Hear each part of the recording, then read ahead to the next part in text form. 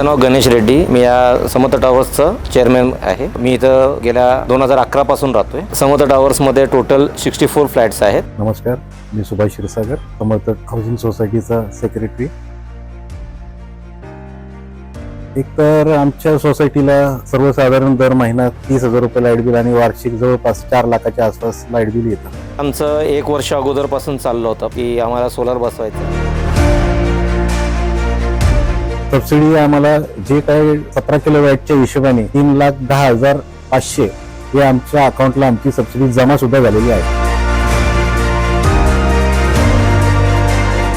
ज्यावेळेस आमच्याकडे 3 ते 4 कोटेशन्स आले, आम्ही त्यांच्याकडचे जे काही कोटेशन्स होते ते आम्ही चेक केले.